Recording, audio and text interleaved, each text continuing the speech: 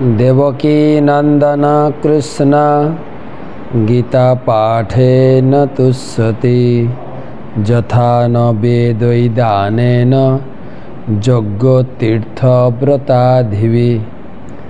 भगवान कृष्ण गीता पाठे एतई सन्तुष्ट हन यज्ञ व्रत तपस्या दान ध्याने एतटा सन्तुष्ट हन ना।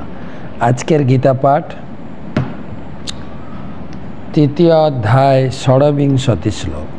न बुद्धिभेदं जनयेत् अज्ञानान् कर्मसंगिनां जशयेत् सर्वकर्माणि विद्यान् युक्तः समाचरन्।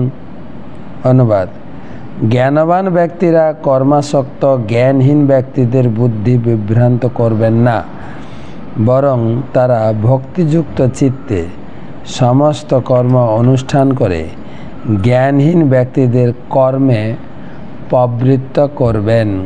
तो एखाने भगवान बोलছেন सर्व अवस्थाय कर्म आमाके करतेई हबे एवं तीन प्रकार कर्मेर मध्य कर्म अकर्म विकर्म।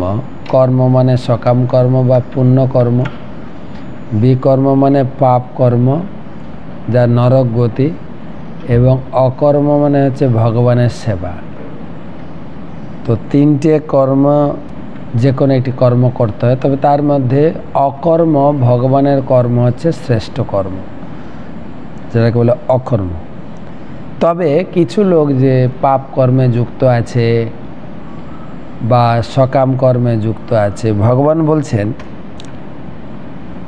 तारा अज्ञानी, जाने ना विभिन्न प्रकार अपकर्मे युक्त हয়েছে। किन्तु যারা জ্ঞানী ব্যক্তি, যারা ভক্ত, তাদেরকে কর্মহীন করবে না। হ্যাঁ, তুমি এসব কর্ম বন্ধ করো না, তার কর্মকে ভগবতমুখী কর্মতে প্রবৃত্ত করাবে। যেরকম ধরুন কেউ চাকরি করছে, কেউ ব্যবসা করছে, না আপনি চাকরি ছেড়ে দেন, বা অনেকে এসে বলে আমি চাকরি ছেড়ে দেবো, আমার ভালো লাগে না।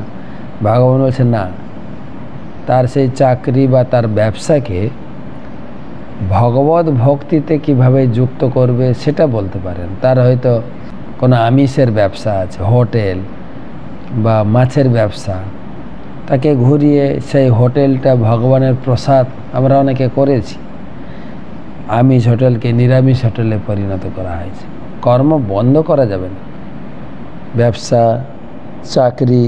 চাকরি ক্ষেত্রেও অনেকে বলে ওখানে সব জড় কথা আলোচনা হয়, সবাই সিগারেট স্মোকিং করে, তো সুতরাং আমি ছেড়ে দেবো না। কর্তব্য কর্ম তোমাকে করতে হবে, সেই পয়সা উপার্জন দিয়ে ভগবানের সেবা করবে। কাউকে কর্মহীন করতে পারবে না। কেউ পড়াশোনা করছে, পড়াশোনা করবে, কেউ ব্যবসা করছে, ব্যবসা করবে, কেউ চাকরি করছে, চাকরি করবে এবং কৃষ্ণ ভাবনাময় সেবা করবে।